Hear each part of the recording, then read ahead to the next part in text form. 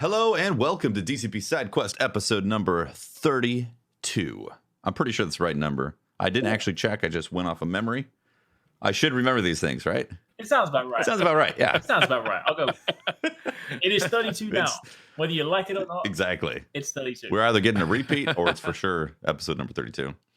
Welcome to the show, guys. Watts is sick today, so she couldn't make it. So we won't get expositions. That's what she claims. Oh, okay. That's what she claims. Maybe. But we know the truth, right? She's binging a new anime series. Probably that.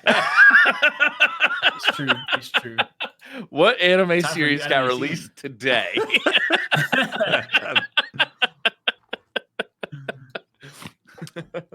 Guys, I gotta tell you, I'm not doing too good. No. I'm going through a major life transition. Uh-oh. What happened? And I don't really know how to deal with it. USB-C is starting to take over my life, and there's a lot going on. There's a lot to manage here. I got regular USB. I got USB Mini, for certain things. I got USB Micro, still in use all over the place. Yeah. And USB-C, and then of course Apple's got to have their own proprietary bullshit. Well, they have been switching. Right? They have been switching. The latest iPad Pros are USB-C. Okay, great. That's great news. I don't want to buy another thing that doesn't use USB-C because I currently have. What I do is I kind of put like these charging cables, like I attach them to my desk so they're always kind of handy, which was manageable when it was like one or two cables, right? One for like an iPhone or an iPad, and one for like a controller or another USB micro device, right? I currently have 4 cables attached to my desk. And they're all over the place. It's like a hydra. It's awful. Every time I get rid of one, 2 more appear. We need to like standardize. I'm having a lot of trouble here. I don't know. It needs a cable intervention. I need a cable intervention. It's true. That's exactly right. Yeah. Let's just go back to old school USB. Standard, like nice big chunky USB. Yeah. No problem there. The Switch started it, right? But it was easy to manage with the Switch because I only used it for charging the Switch. Most of the time, I would just dock it, let it charge there. I didn't need to, have it all over the place. But then I got the Xbox One X, or the Xbox. Fuck you, Microsoft, by the way. Xbox One X. The Elite Series 2. X Series X Alpha XX. Yeah. I got the Elite Series 2, which I want to play PC games with, right? So I've got now a USB. What the hell is it called again? C controller. C. USB-C. Yeah. So I got all these cables. Like I don't know what to plug it in anymore. Wait, the latest Elite controller is USB-C? Yeah. It is. Yeah. So it's USB-C, which is great. I love USB-C because you can plug it in upside down, this way, that way. You don't have to look at it. Like micro USB was the worst because you couldn't actually you had to really look at that thing to figure out which way that thing was going in. Yeah.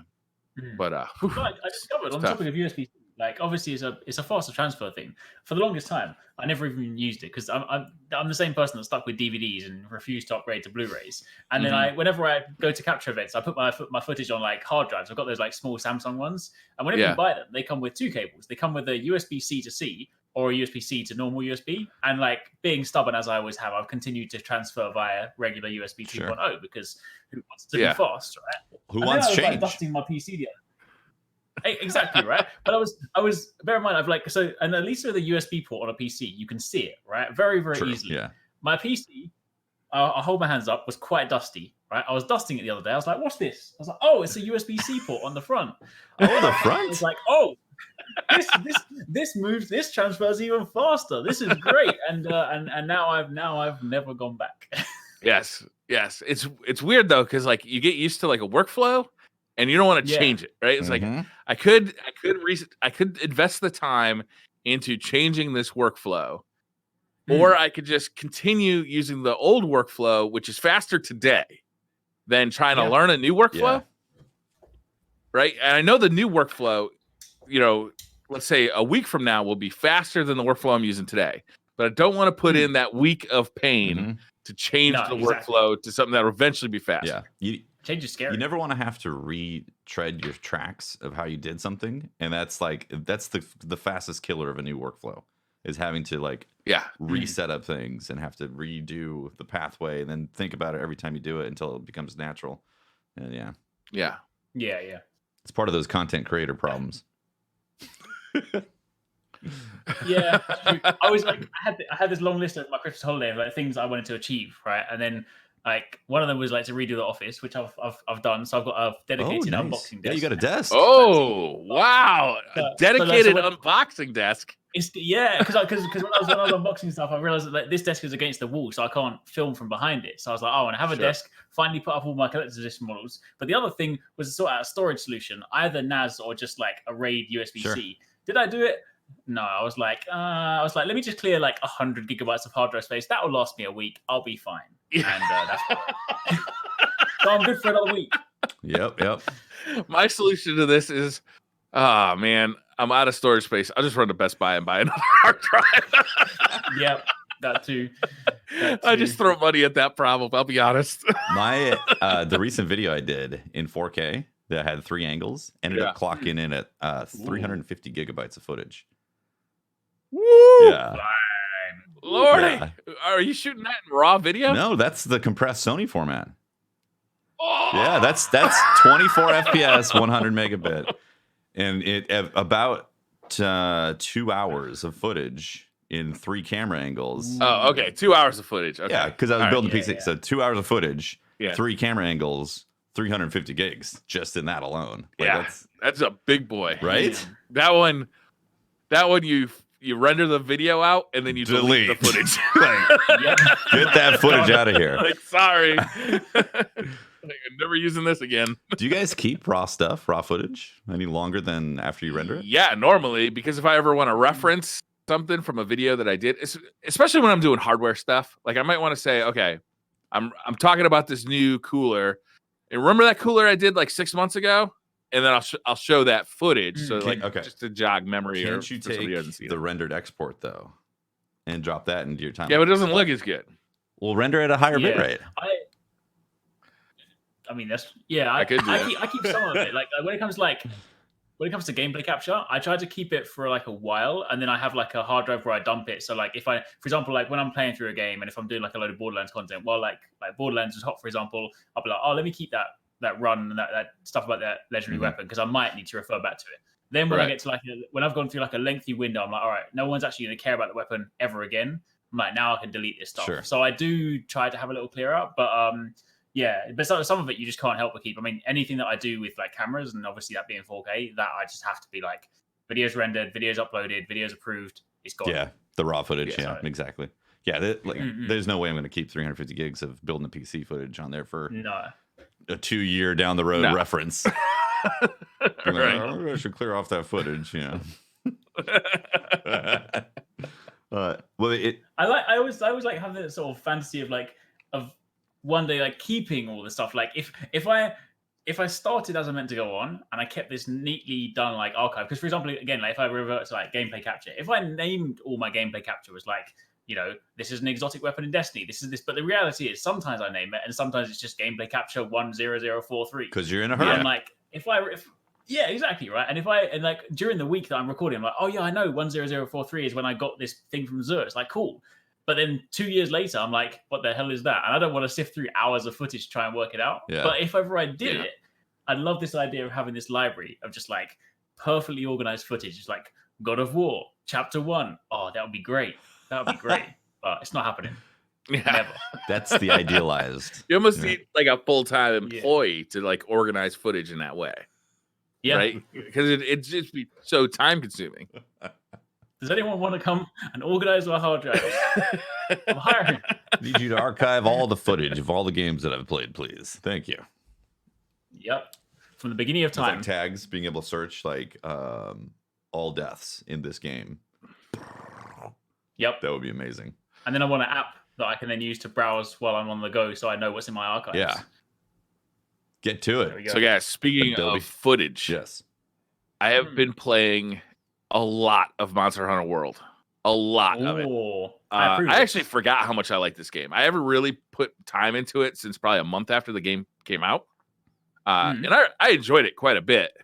I gotta say though, like I am right back in the world of Monster Hunter World right now. Like I am really enjoying it. I'm playing the PC version. I downloaded Iceborne. I haven't gotten to Iceborne yet. I'm still playing through the main game because I did all my previous progress on Sony, on the PlayStation. So this is like me going back through. I'm already up to, what is that lava area that you get to kind of toward the Elder's Recess. Yes. So I've just gotten there after like I don't know how many hours. It's really fun to be in that world again, and thank you to Watts for telling me about the high res pack too, because holy smokes, that game looks good. That has me curious to jump in and try that on PC just for the high res pack. Yeah. You know, I actually wanted to ask you guys, like, how much of the stuff that I collect or the main game am I going to continue on with into Iceborne, or should I even bother? Should I just beeline straight through the story and just start Iceborne? Because like I'm kind of thinking. Go ahead.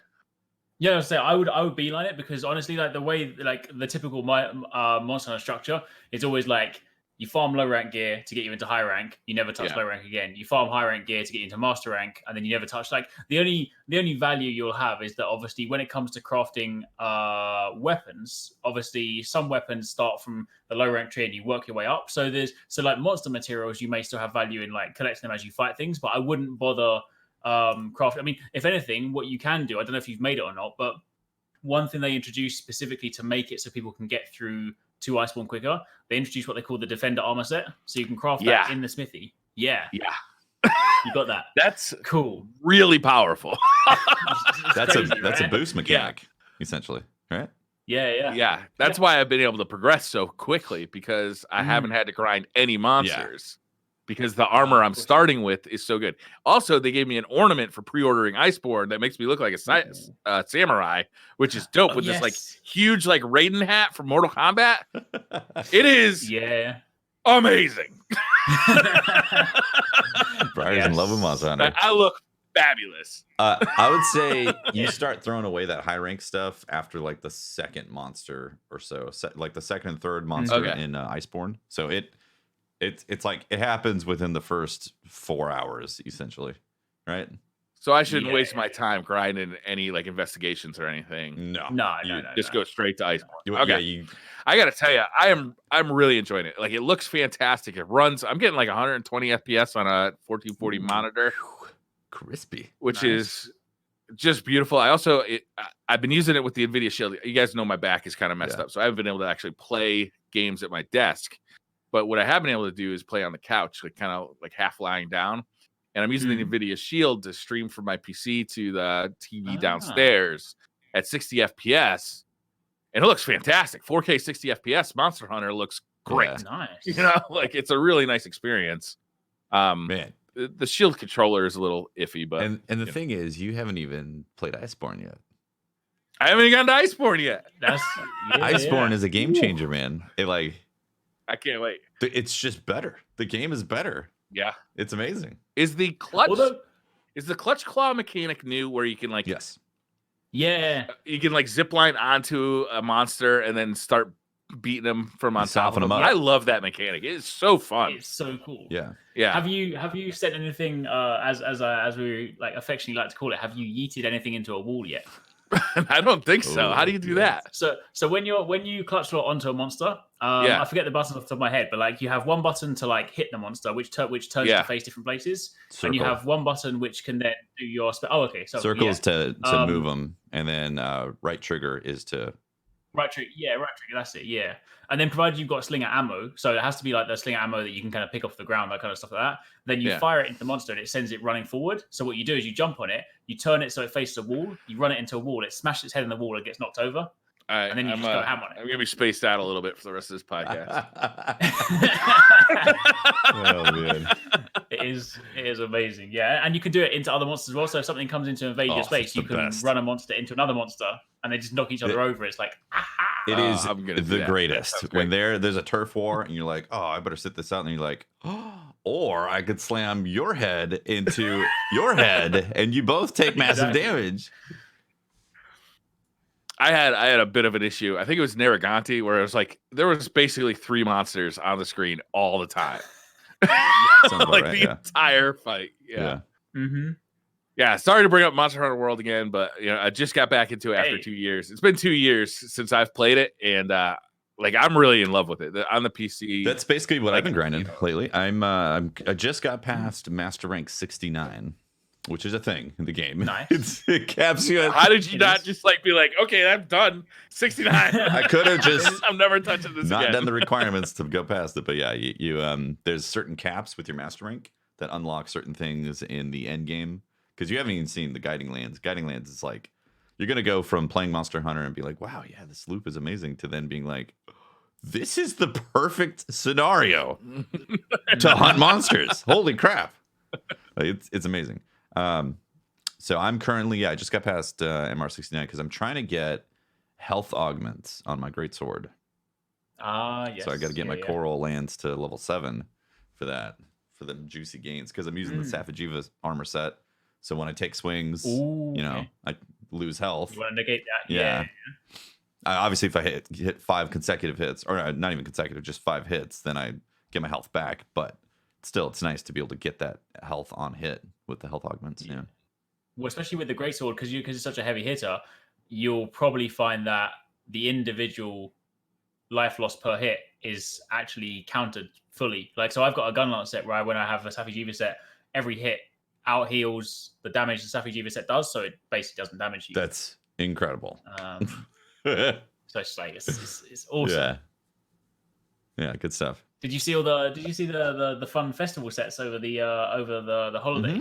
They had the Christmas festival. There's one of them that's like it's called a buff body armor, and it's basically just like a ripped hunter. So like you just got like you're like completely, there's no armor on. You just got like, but instead of having the typical kind of skinny hunter torso, it's just like fully like this ripped muscly guy, and it's actually a pretty good armor set. It's got some decent attack skills on, and it's basically a body. And when you craft it, it's great because you know that when you craft stuff in Monster Hunter, the armor piece comes out on the conveyor belt. Yeah. When you craft the buff body, a protein powder pot comes out instead. That's great. Like a dumbbell. That's amazing. It's my favorite thing. So yeah. Now everything is done in buff body armor because it's like got to get those games. That is amazing. I love it. The attention to detail in Monster Hunter World is just astounding. Yeah. It really is. Definitely. I do hope that eventually the PC kind of catches up to the consoles as far as like the release schedule goes, or if they end up doing like a Monster Hunter World 2, they kind of fix that problem at launch. It's a bummer waiting. Yeah, that's the thing. I annoyingly, as much as it doesn't make sense, I don't see it happening in Iceborne because for some reason Capcom just seem to have this weird, odd cadence. But I hope at least whatever they do next, like they would address that, because their argument this time was like when it came to Monster Hunter World the first time, they were like, oh, it's our first time doing a PC game. You're like, okay, cool, maybe I can allow you for World, but then like surely you would have sorted that for Iceborne. It's a rather strange backwards thing, but I have it in my mind. I probably just sort of see it still as like Japan, obviously, Capcom's origin and whatnot are still very much a like console focused country. They're very much like console first, PC. Oh yeah, well, later kind of thing. So I still feel like that's inherently in their DNA and their like studio and stuff. So that makes sense. But yeah, I mean, it's too bad for Monster Hunter, but it does make sense that that's one of the driving forces as to why they stick with console first and then PCs. Like, I don't want to say an afterthought because it's not technically an afterthought, but it can feel that way with the releases getting staggered like 4 months. Yeah. It did well on PC. It's in the Steam like bestsellers list, like right up on top. Nice. Yeah. I'm not surprised. Like up there with like Dota and Rainbow Six Siege. Yeah. I'm not surprised at all because this game has been phenomenal and more people are talking about it because it's phenomenal. And then it just doesn't stop. like I said, bro, you're getting into it and you're having that thing happen again of playing Monster Hunter again, where you're like, oh, I forgot how awesome all this stuff is. And then I really had forgotten. That's what happened to me. And then Iceborne multiplies that and you feel like you're playing Monster Hunter World 2 almost. Like it really, my feeling on it was I felt like it was a sequel to the game.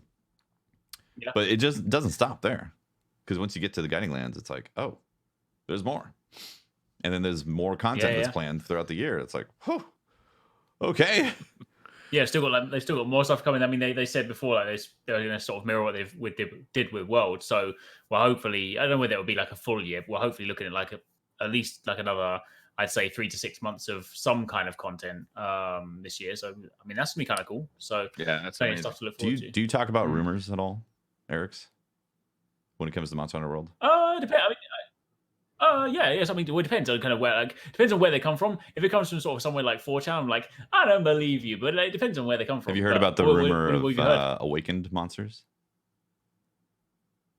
I haven't. No, what's that? Just apparently, somebody who data mined the Safajiva stuff also data mined awakened monsters, which are like potentially. This might be spoilers because it might, the revealing. If you care about Monster Hunter World lore, stuff like that, like it might be spoilers territory.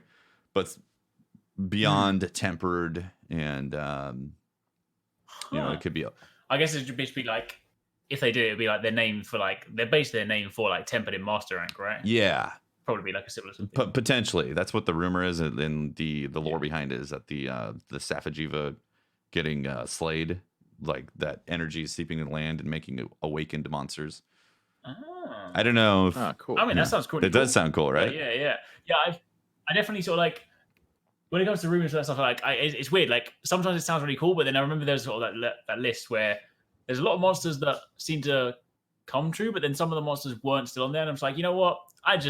Until it gets confirmed, it is what it is. But that would be kind of cool. Yeah. I mean, it would be because that would be similar in vein to Monster Hunter 4 Ultimate, which had the frenzy virus, and you had all the frenzy monsters. And that was basically like a tougher version of a monster. Okay, yeah. So yeah, I mean that like thematically could be very fitting for the game. Interesting. Yeah, so it's been good. Interesting. Yeah. I'm super happy to be into it. I'm really liking this PC release too. Like it plays marvelously in that high res pack. You can turn it on and off in the options, and it really it's nice. I'm gonna have to download that just to check that out and see. Yeah, just to check it out, it's worth it. It looks pretty cool. Once you get hooked on frame rate too, it's like, oh, this is really nice. Right. Talking. And of course, there's also like all the. I mean, apparently they're not working at the moment, but like once they get them fixed, there's all like the PC mods as well. So you can get fun stuff for that. So. Oh, I can't wait to dive into that world. Somebody. Did you ever see the mod where they replaced No Gigante with Thomas the Tank Engine? No. Yes. So good. Yep. Imagine that dive bomb coming at you like with that big smiling face of Thomas. That'd be awesome. Oh, yeah. My favorite mod of stuff like that was the Resident Evil 2 one, where they the one where they screams X gonna give it to you every time we watch. No, they swapped Mr. X with Thomas the Train. And they put the song in there too. Oh no! Which is terrifying because it's when it's that big looking coming through a door, it's terrifying. And then you hear the sound, the do do do do, his theme song. Oh no! I've also been playing more Blasphemous. I talked about this a couple of weeks ago. This is the 2D Metroidvania kind of game. It's a little people describe it. I've in fact described it in the past as like Dark Souls Metroid, which I think is a misnomer. It's not really a good description of it. It is a hard game, and that's why it's taken me so long to get through it. But it's really enjoyable. The combat is super satisfying, and like the exploration and the lore of it is really cool. It's kind of like this, like imagine almost a Spanish Inquisition-y kind of Catholic lore kind of thing going on. It's very cool and it's very enjoyable. It's very difficult. Like I find it very difficult. I'm playing on the Switch and I actually bought new controllers for the Switch just to see if I really. Nice. Yeah, I got those like those hoary like big grip controllers. Oh, okay. And I find that to be helpful because it's just a bigger thing. Yeah. Right? I've really still been enjoying that game. Like as it's so good. Yeah. Yeah. Like as I discover new enemies and new bosses, I just continually impressed by it. That's cool. Yeah, that's one of the ones. That's one of the ones I finished over the holiday. So because I did like I had this long list of games I wanted to finish, and obviously I didn't finish anywhere nearly all of them. But both the ones that I picked off first were the ones I could do handheld, just so I could just sit somewhere else. I played it exclusively on the Switch Lite, but that so good. That's probably one of my favorite games of last year because I mean, aesthetically, like the art style is incredible. But the combat is so pixel perfect because I think I kind of mentioned before, like I normally hate parrying in games because I'm rubbish at parrying in games. The parry in this feels so satisfying. Like anytime you go with an enemy, you perfectly time it. Like it's so like it's not one of those ones where you kind of do a parry in some games and you're like, oh, the window looks a bit weird, or like it's got this kind of long window, so you need to work like jankily work out the timing. Like it's pixel perfect. So you just like there's a fight. I don't want to sort of say too much because depending on where you are, but there's like a fight later on where like you're almost meant to like you can obviously do it different ways, but you're meant to parry the boss. And I literally had this clip of me and this boss exchanging parries back and forward for about 6 or 7 hits, like bam, bam, bam, bam. And it's like, it was so cool to watch. I was like, yo, this is it's funny because I mean it's definitely kind of got those. I see where you kind of the Souls kind of element comes in, because obviously if you die you can still go back to your body, but the difference is obviously you don't lose your progress, you just kind of go back, because if you don't go back to where your body is, the stuff that you earn at a lesser rate, and it eats up your mana gauge. So it's basically like there's a reason to return, but you don't have to, kind of thing. But I was sort of playing through it thinking I'm going to golden line it because I'm just trying to complete as many games over Christmas as I can. But I end up kind of doing most of the collectibles. I haven't 100%ed it, and I've heard there's a second ending. I got like the bad ending. Oh, really? So I do really want to go back to it. And they confirmed towards the end of last year there's some free DLC coming next year. Or this year. Oh, lovely. Sorry, should I say? Yeah. So we got even more to look forward to. But yeah, that's great news. A fantastic game. Yeah. Do you guys, when you guys get a bad ending, like a quote unquote bad ending in a video game, do you guys normally try and like find out what the requirements are to get the good ending and do those requirements, or do you just go straight to YouTube? Usually straight to YouTube for me. Yeah, me too. I think if I wasn't a content creator to the point where like, I'm always having to make videos and stuff, I'd be like, oh no, let me go and do it myself. But now I'm just like, I already didn't have the time to complete this game. I don't have time to go back and do it again. Yeah. So unfortunately. Yeah. Especially if you need to do like a full another playthrough. Like that was what kept me from playing Nier Automata, which I know everybody loves, right? Like everybody who's played that game loves that game. But just the description of having to play that game through multiple times, and I know it's a little different every time you play it, but it was just like, it's such a daunting like thought in my head that I never like booted it up. Yeah, it's a shame, because the way they present it that way, that like you're getting these different endings, but every time you load up that world with the new requirements, it's technically a different playthrough. Like you're seeing different things and you're experiencing different parts of the story. So it's misleading. It's like the full playthrough of that game is multiple endings. So you have to think of it as like an ending is just another chapter done. Yeah. Yeah. But I get it. I had the same thing. I was like, how many endings? Dude, go. Yeah. How many hours or whatever? Like playthroughs for every letter of the alphabet. You've got to be joking. Like, no. That game is brilliant, though. It really is. Yeah. Have you ever played it? Like, yeah. Have you ever played like a lot of a game that you were really enjoying, but for whatever reason you're just like, you dropped it maybe because like a new release came out or because something else got in the way, and you've said, I'm never gonna finish this game, but I really want to know how to end it. Oh, then look it up. Have you ever done that? No, I haven't. Yeah, look it up on that. YouTube. I'm very much. I always like have reverence for the story that's being told, and a lot of the times, memes. My wife will want to like look up something and how something goes with whatever, whether it's like a TV show or a game or something like that, and I'll be like, "Don't do that! Come on!" Oh yeah, Jesus. My wife's like that, and then like she can't not talk about it. So yeah, like she cannot. Like she'll be like, I just want to talk about this. I'm like, no, you're gonna spoil it. She'll be like, no, I won't spoil it. I swear to God. I'm like, you're gonna spoil it. She'll be like, spoil. I'm like, I told you you're gonna spoil it. She's like, I didn't even spoil it. It's like, I'm not gonna tell you that he dies, all right? Right. But exactly. Wait. Exactly. I haven't quite done that, but I think the closest I have with that is there'll be games where I'm like, I'm super invested now. I'm like, this is a game that I've been super looking forward to, but for some reason, like one example was like, I'm a massive fan of the Tales of series, and I've played like various different ones. I haven't played all of them, but I've played some of them. But Tales of Vesperia came out at a really busy time, so I played through like a good chunk of that. I never got to finish it, and then like years and years went on. They re-released it on Switch. I was like, oh, this is great. This is going to be my time. And then when I went on holiday to Japan last year, I took it and I played it on Switch. Got back to pretty much the same place, and then stopped again. And I'm like, and I really genuinely want to finish it. But the thing is, with those games, because they're so vast and there's so much stuff. Like when you boot back up and you're like, I can't remember where I was, what I was doing. I don't remember what happened up until this point. I should probably start again, and then the cycle goes on. So that's what happened with me in The Witcher 3. But I've refused to actually look up videos of how it ends or anything like that because. Oh, you haven't finished The Witcher 3 yet? No.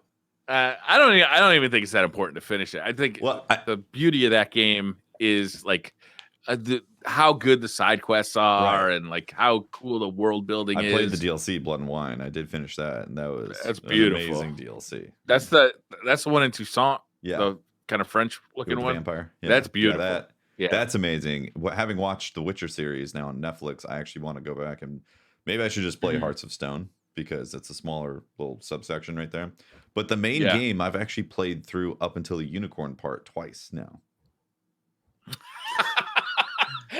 I know.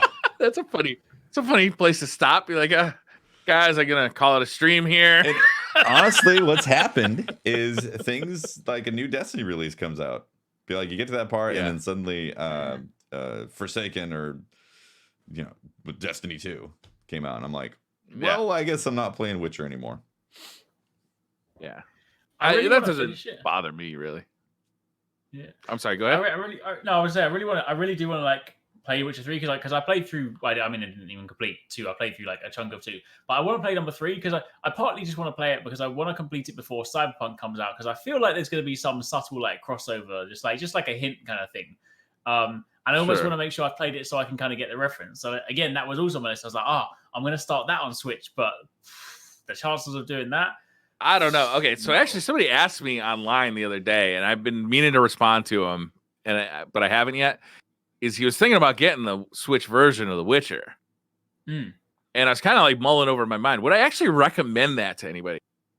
Because it is significantly like downgraded version visually compared to even like the PS4 or Xbox version. So like my advice was going to be like, if that's your only option to play it, or you're super committed to playing portable Witcher, like, go for it. But if you have anything else to play it on, I would go for like the PlayStation 4 or Xbox version. Yeah. I think for me, my only reason for because I can play it wherever, but I think my only reason was like, I probably have more chance of completing a handheld because like if I've got events coming up and stuff and I'm traveling, I was like, maybe I can sneak like a few hours on the plane. But I'm like, if I've got to sit at my desk where I would normally like sit and sink time in something else, I can just see myself being like, I don't have time to play this right now. So I get it. Like, handheld seems to be my weird way of like working my way through games. Let's see. If you were to sneak a few hours on a plane to completion, you'd have to take about 50 flights. You'd be clocking in around 50 flights on that to knock that game out. Maybe there's a series. I think it was. I think for me, it took me about 120 hours ish to beat pretty the main game. Go through it pretty. No, and all the DLC. Oh, okay, yeah. But and I was pretty thorough. Like I was hitting up side quests and really the side quests are good though. That's like they draw you in. They're amazing. The side quests are insane. The writing is so good. It really is, yeah. Makes me really excited for Cyberpunk. Cyberpunk is April. Is that right? Or is it March? April 16th. Yeah. April, yeah. That's 3 months away. March and April are looking super, super, super juicy. Yeah. Like we got Resident Evil 3 remake. We got Final Fantasy 7 Chapter 1. We've got Doom Eternal. I'm not playing that. I'm playing it.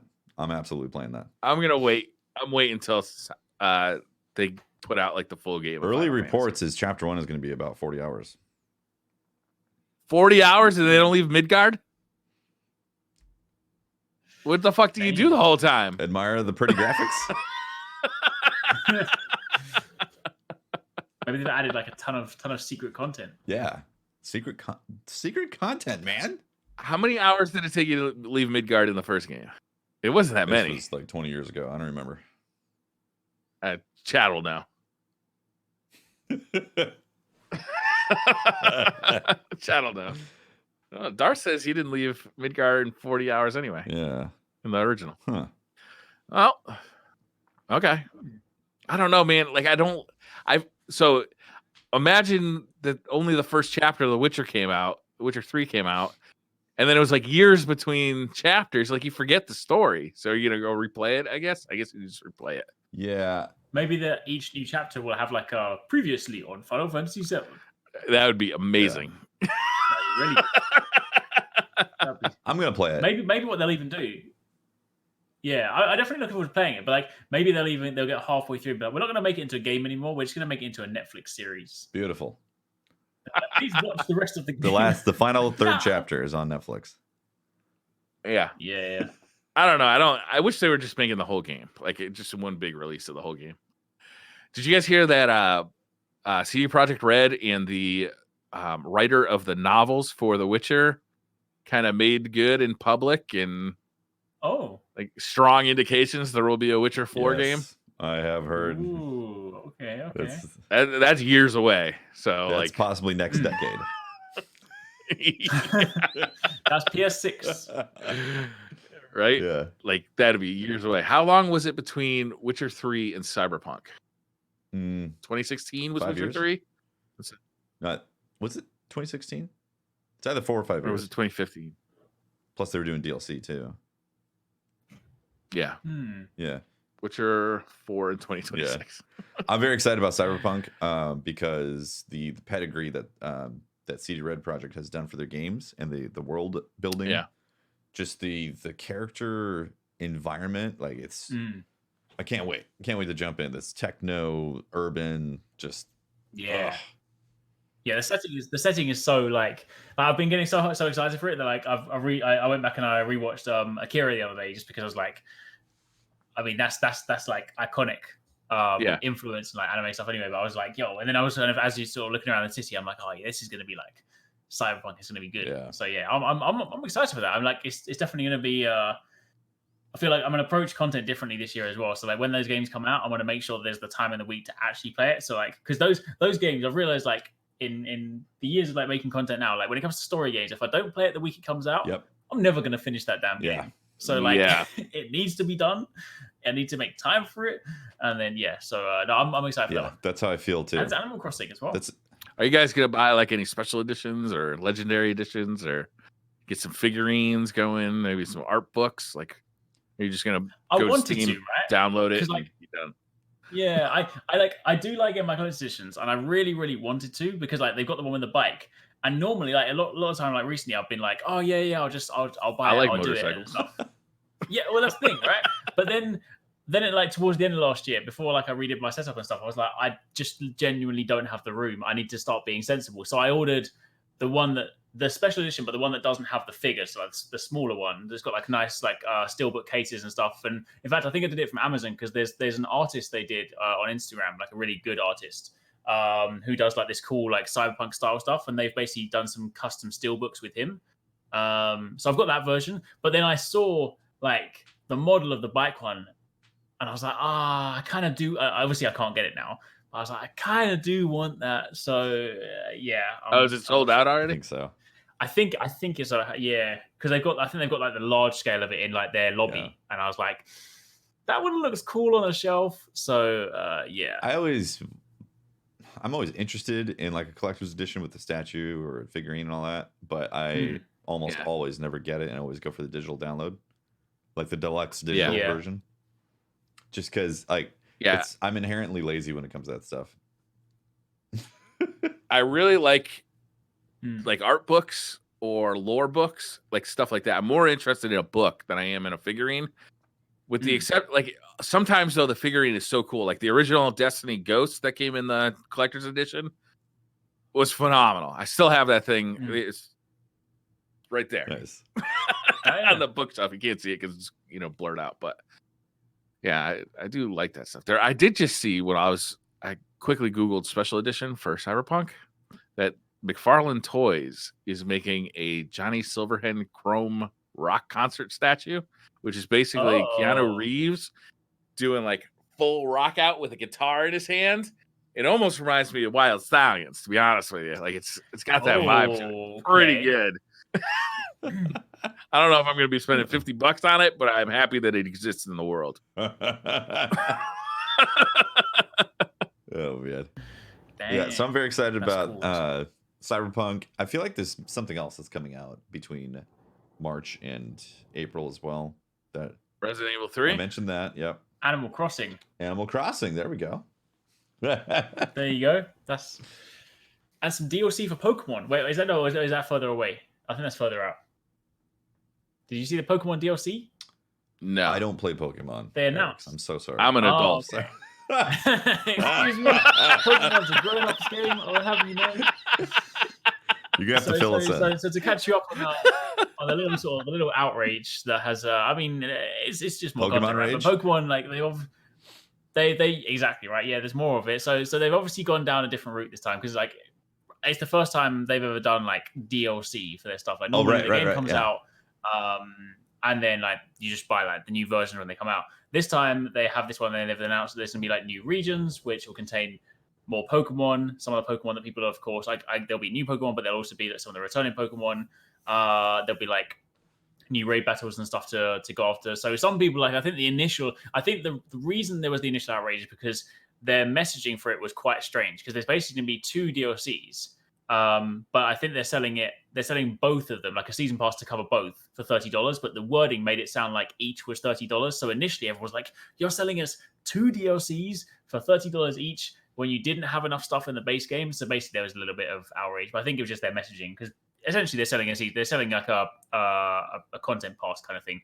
So there'll be 2 different DLCs, has like a lot of different content in it. Apparently they've also said there's some stuff that will be free. So like if you play the base game, I think the Pokemon they're adding, although they're only available in the new areas, you can still trade for them. So technically if you didn't buy the DLC, you could trade for the Pokemon that are new.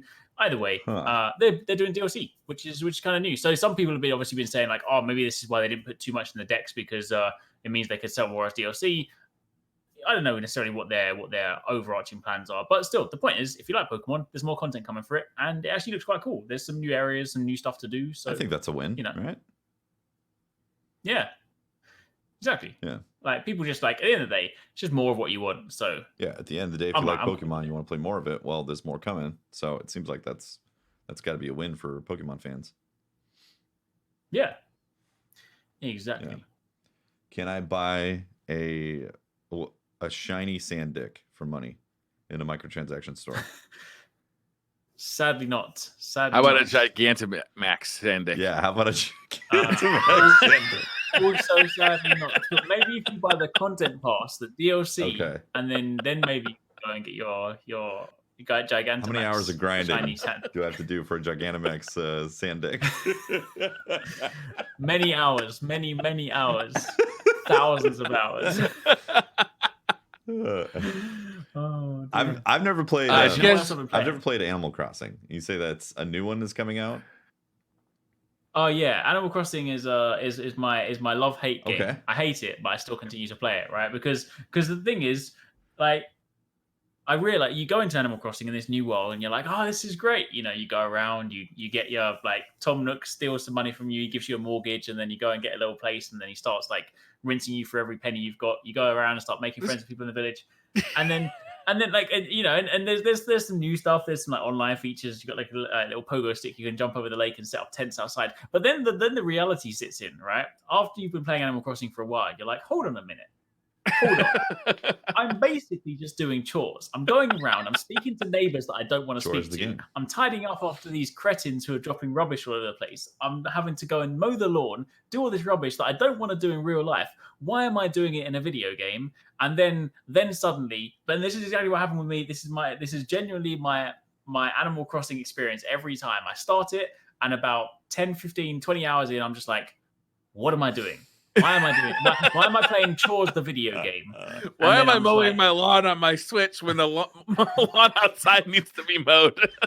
Exactly, right. And then I suddenly get angry. I'm like, this is rubbish. But then I'm also just like, but I also still kind of want to play this. So then then it's, you know what it's like? Then it's like when Neo realizes what the Matrix is, right? He still occasionally goes back to the world, but so now I'm inside Animal Crossing, and now I know that it's the shitty chore simulator, but I'm still for some reason playing it. I'm like, damn you, Agent Smith. We're all in Animal Crossing. Yes. Exactly. Yes. Tom Nook is your landlord. And he's very angry that you're late with the rent. Exactly. He's gonna teach you a lesson. Oh man. But I'm still excited for it. It's still gonna be so a brand new one is coming out in March. April. Okay, April. Got it. Yeah. Or is it March?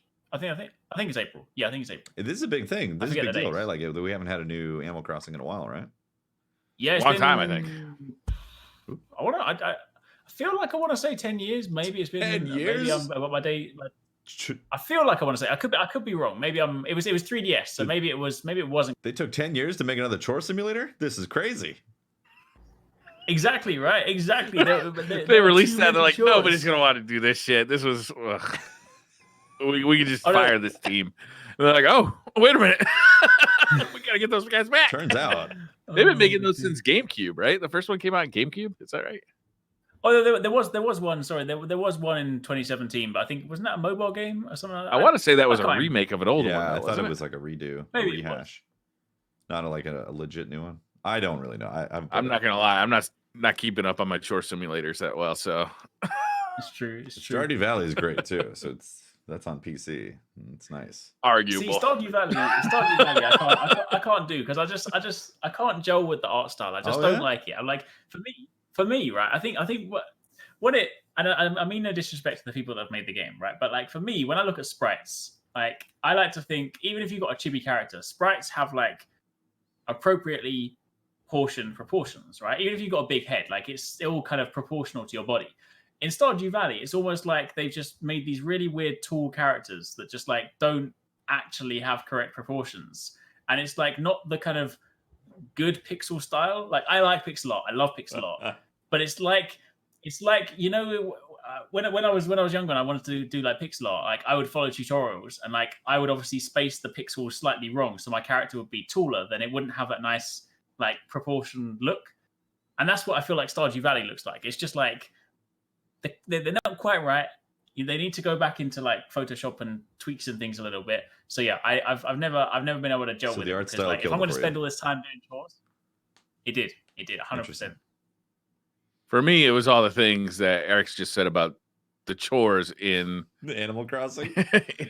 In Animal Crossing, it was like I got probably less than 2 hours into Stardew, and I was like, "Wait a minute, what the fuck am I doing here? You're making a farm. I'm doing yard work in a video game. You're planting turnips. You're planting carrots. You're making friends. Come on, man. You're trying to prevent Big Walmart from coming into your town. I choose not to. It's true. But you see, what you have to in those games, the hook is the second you get the routine, the second, like, because the first part is really mind-numbingly boring, and that's where you realize the chores. But the second you establish the routine, where it's like, oh, I wake up, I go and water the turnips, then I go down to the town to go and get this, then I come back and do this, and suddenly your day becomes a cycle. Yeah. And then you're just like, oh, now I'm hooked. Now it's game over. Worst part, though, see, I'm a night owl, so when I'm out at 2 a.m. in the game, I'm like, well, this is normal hours for me. Like, I shouldn't be having a problem. But then you collapse in the middle of the street because you're exhausted, and you're like, what? If I've been drinking at a bar at 2 a.m., I don't collapse in the middle of the street. Oh, yeah. Well, unless, you know. No. Well, depends on how much. Unless you've really had too many. But it's like drinking Red Bull as far as I'm concerned. Give me a couple of beers and I'm ready to go. Then you magically wake up in your bed and it's like, hey, you've been out too late. Don't do that again. I'm like, okay, Mom. You gotta go find. It's like Dark Souls. You gotta go find your body, get your wallet back, get your backpack. Where did I leave my keys? Where the hell is my car? Oh no! Imagine a Dark Souls farming game. My camera's done it again. Your camera has froze. Yeah, we have a locked Eric's at the moment. There we go. Hey, I'm back. Nice. There we go. Yeah, imagine a Dark Souls farming game, and like if you don't like pay your rent on time, like your whole farm is gone, dead. The dragon comes and burns it. Tom Nook is a motherfucker. He doesn't play. Yeah, exactly. Yeah, I want to talk about some of the CES stuff. You guys see anything cool from CES that you really were down with? We have a new Apostle of the Church of Illuminated Frames, the 360 hertz monitor that got announced. Yeah, that got all the press, like all of the press for CES. I felt like it was like the biggest thing to come out of CES was a 360 hertz monitor. Was that the ultra wide one that was like too powerful for most machines to run? No, this is just I believe it's 24 inch. I'm not sure if it's 24. Yeah, it's a 1080p, 24 inch, 1080p, 360 hertz monitor, which sounds divine. If you're into competitive shooters, it would be on my short list. If I played the Crucible all the time, like if I was big into CS:GO, this thing would absolutely be on my short list of things to buy. Yeah. It did kind of take the news, that and the mega chip from AMD that significantly undercuts Intel's server farm stuff.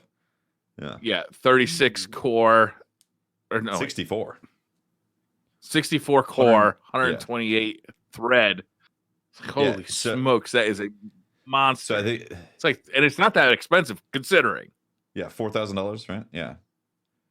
I think less than, but yeah, it's crazy. Sure it's 4,000, yeah. Amount of power. $4,000 for a 64 core chip, and Intel's competition of that is a 56 core, and I believe is like $20,000 or $30,000 for the chip.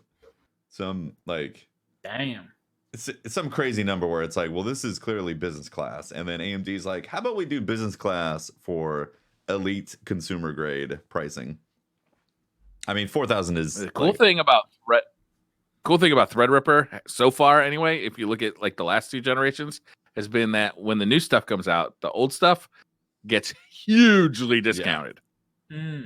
So when I bought a Generation 1 Threadripper after Generation 2 had been released, and I paid less than half price. That's crazy. Yeah. Wow. So like, I'm not gonna buy this current generation of Threadripper, even though like I'd like to, but it's so expensive, and I'm not gonna buy the 64 core part.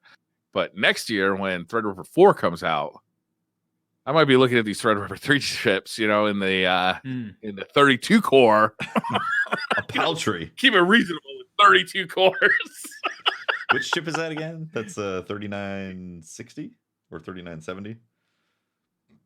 Maybe, I can't remember the conventions right now. So I think it is the 3970. I recently went to a 3900X build that's 12 core with 24 logicals, and that thing is fantastic. It's also $500. Yeah, not $4,000 compared to a 64 core, but still, the fact that like those are becoming a desktop reality for some rigs is wild. If you're a gamer, you don't need you definitely don't need 32 cores. Right? No, you don't need 12. Yeah, 8 is more than enough. So a 64 core chip is just not going to do anything really for you unless you're rendering massive amounts of data or compressing video, doing server farm type of stuff. Yeah. But yet it's out there and available for you to bring home. You could do a build. And you could run some benchmarks. Always got to be done. The nice thing about Threadripper this generation too is the clock speeds have gone way up too.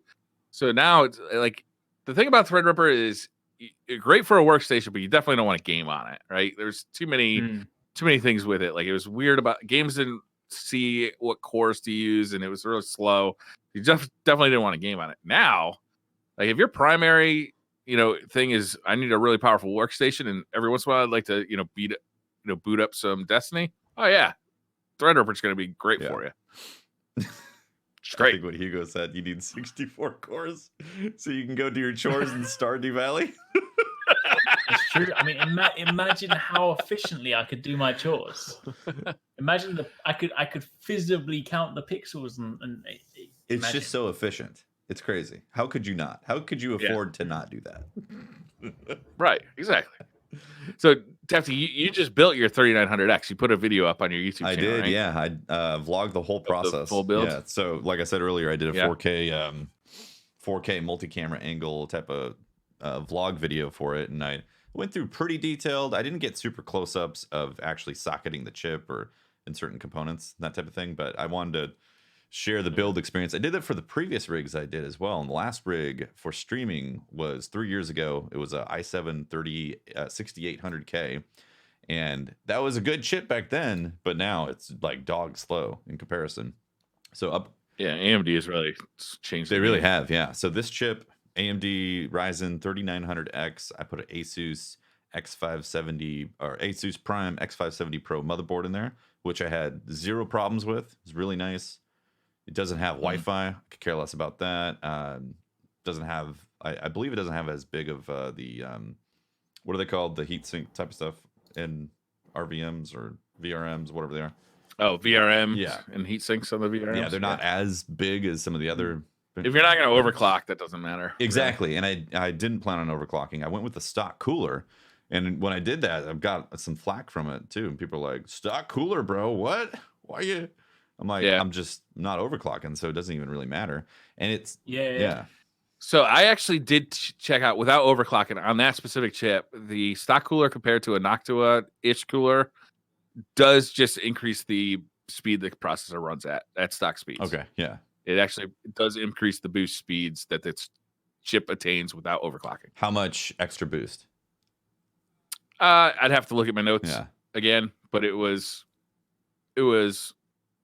enough that I could see the difference in data. Oh, nice. I don't know if it was enough that I could see the difference in usability on a day-to-day basis, but any difference when you're rendering video. So it could be minutes off of a render of a video. So that video, which is 38 minutes long, and it's colored and it's 4K, it's multi-angle. This would have taken hours on the previous rig. It took 45 minutes to render in full 4K. Wow. Yeah. That's barely longer than the video. If you can get 1-to-1 on 4K video, you're doing pretty good. Exactly. Or you were anyway. Mm-hmm. Now I feel like that's... Well, unless you have a 64 core chip. Then it's a different story, right? It is a crazy world we live in. I'm like... I want my 4K video to render in 2 minutes. Yeah, exactly, right? Yeah. I'm very, very pleased with it. And my chip seems to run at 4 gig to 4.2 gig consistently.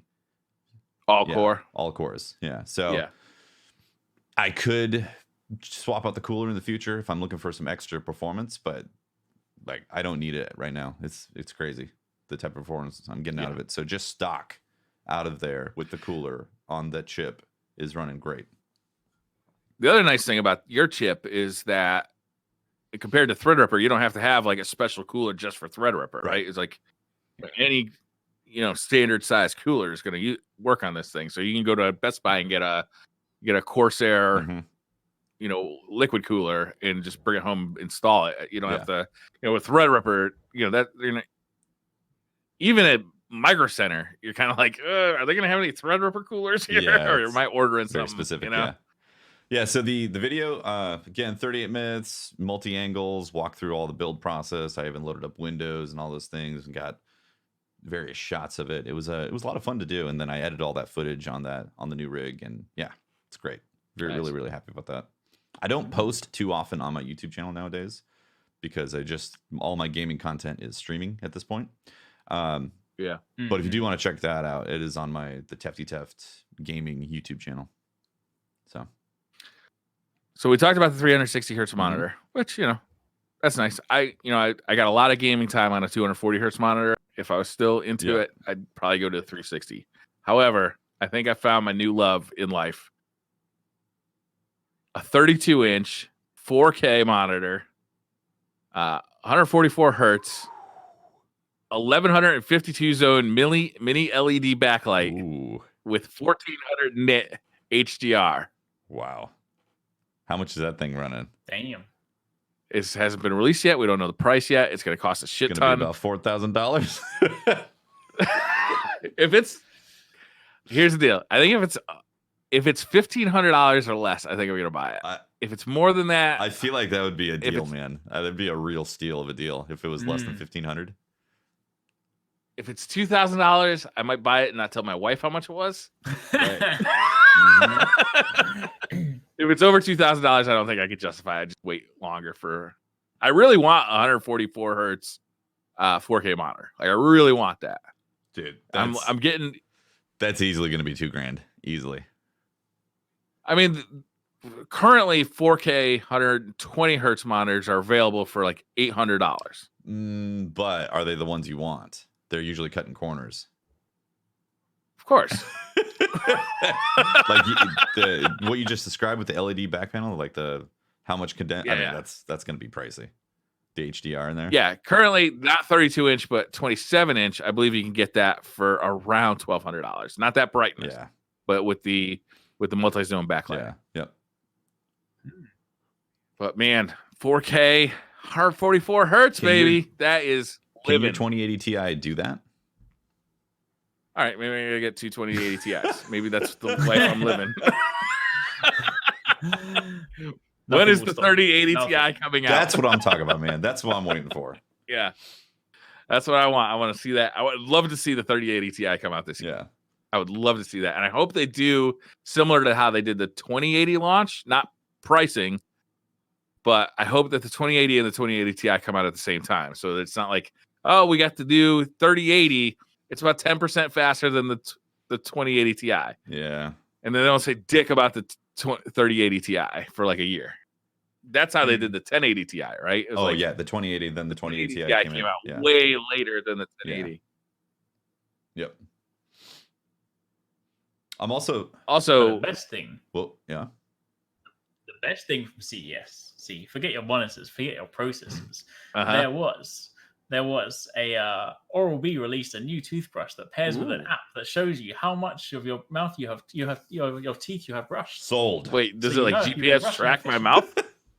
I'm not entirely sure how it works, but basically it has this app so that it has like two. It has a little more time in that left molar. Yeah, and I'm like, you have missed it. So everyone's like, oh, I'm brushing my teeth. It's like, nope, you have not. So that's the real highlight. Let's see. I can track my steps. I can track my sleep, heart rate. I can track my weight with my my enhanced weight scale, body fat percentage, all that stuff, and then I can track my brushing as well in my health app. Yep, I'm down. Where do I buy this? Exactly. Yeah, I'm into this actually. My current toothbrush has a timer.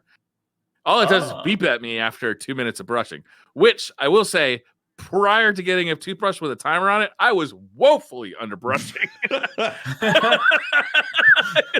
the first time you brush for 2 minutes, you're like, wait a minute, this can't really be 2 minutes. It feels like 10. You're like, what the hell? That is hilarious. I actually, when I got the 2 minute timer thing, I always found that I was always going over. But I'm sorry, you broke up a little bit. What'd you say? I found I was always going over the 2 minutes. Oh wow! Yeah, I think I was brushing for about 12-ish seconds. Minutes. Whoa. Which, hey, that's better than I was doing for sex. So. Oh my god. Yeah.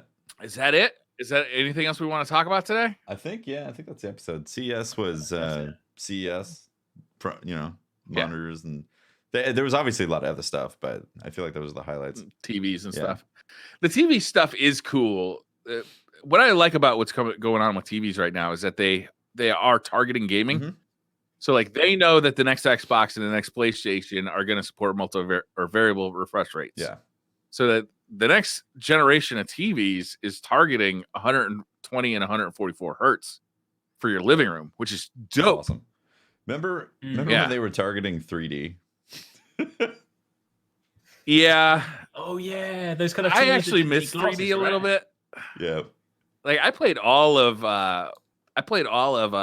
Uncharted 3 in 3D, and I loved it. Same. Yeah. Huh. Like 3D for movies kind of suck, but for games, it was awesome. Yeah, I watched a few movies in 3D as well at home, and it was cool. But to keep track of the glasses and just like you couldn't lay down, you couldn't tilt your head at all. Like sometimes when we watch a movie, I'm just like, all right, I'm gonna lay down and watch this movie. Right. Like that wasn't gonna work, and you had to have glasses for it. It sucked, but for gaming. It's actually really cool. It's really nice that we're getting high refresh rates for TVs. That's becoming a thing. Yeah. So you can hook up an Xbox One Series X. Correct. Is that what it's called? Xbox Series X. X. Yeah. That's it. Yeah, Xbox Series X. Or a PS5. Or a PS5. Yeah. Hey, we got a new logo for the PS5. Yeah. Groundbreaking. And a Sony car.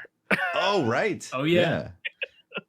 And also, Microsoft announced that for the first year of the Series X, the games will all release on the Xbox One. So you won't. Yeah, there was actually a lot of controversy about that. Yeah. People getting pissed off over the pre-order that doesn't exist yet.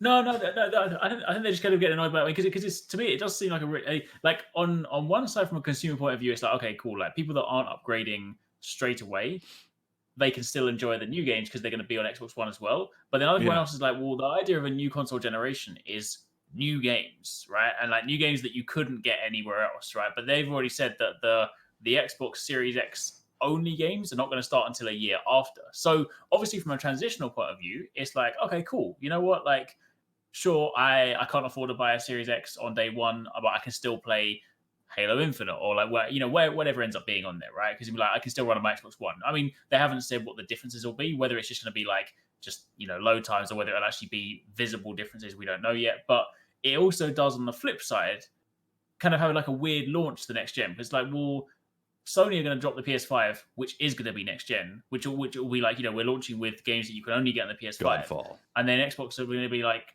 yeah, exactly, right. And then Xbox will be like, well, we're launching games that you can just play on your Xbox One. So buy a Series X, which might be quite expensive for no real reason until next year. Which is like, so it's almost like they're doing it because they're not actually ready to kick off their next gen for another year, but they want to make sure that they're there when PlayStation are launching it. So it's a bit of a strange message right now. I don't think Microsoft is that concerned about selling consoles as they are about selling subscriptions. That's the impression I get. True, very true. Like what I see is them trying to be competitors to Steam. I think they could care less about how much of a competition they are to PS4 or PlayStation at this point. Yeah, they want to be like the go-to game subscription for whether you're playing on PC or console. It doesn't matter. Like that's where I see it. Yeah, I think the Series X is a play to get the hardcore, right? Like the hardcore gamers who want like the best and the biggest in their living room on their big TV, right?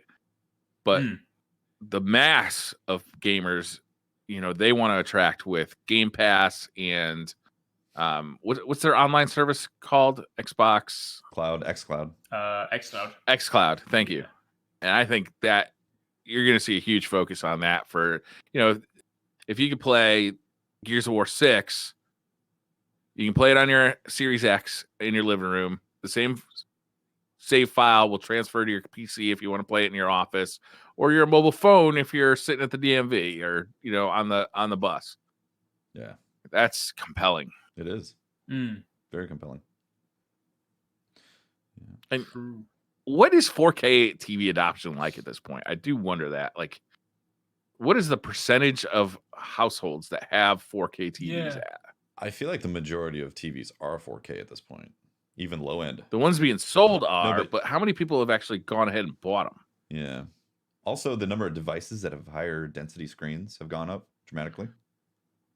True enough. True enough. Really makes the Switch stand out. Between phones, cell phones, and tablets, the high pixel density is very prevalent at this point. Except for a Switch. I booted up Mortal Kombat 11. I talked about it a little bit last week, but I booted up again because I just wanted to play a little bit in bed. Now that I've got a critical eye on this thing, like having played it, I played it on the TV off the Switch, and then I just rebought it on the Xbox One X because it looks god awful, right? So I just rebought it on the Xbox One X just to play like the regular version. Now I can't even play it in handheld mode. I'm like, this looks terrible even in handheld mode. God damn it. It's too bad. Yeah, I ruined it for myself by putting it on the big screen. The key with the Switch is to never plug it into a TV.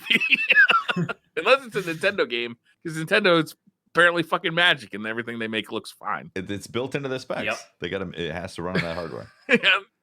Like half the chip is locked just for Nintendo's use only. There you go. Yeah.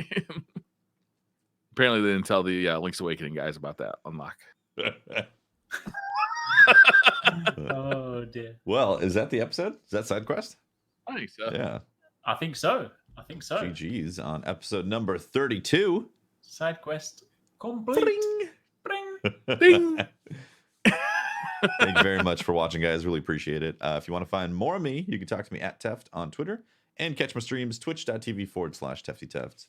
And that that biannual YouTube video that I post on the Tefty Teft Games channel, where there's check it out for those crispy angles. The multicam right. angle action. Oh yeah. You can find me over on Twitter at Arix or YouTube. I'm back from holiday now, so the content grind has begun. I don't know what we're doing this week, so I'll work it out.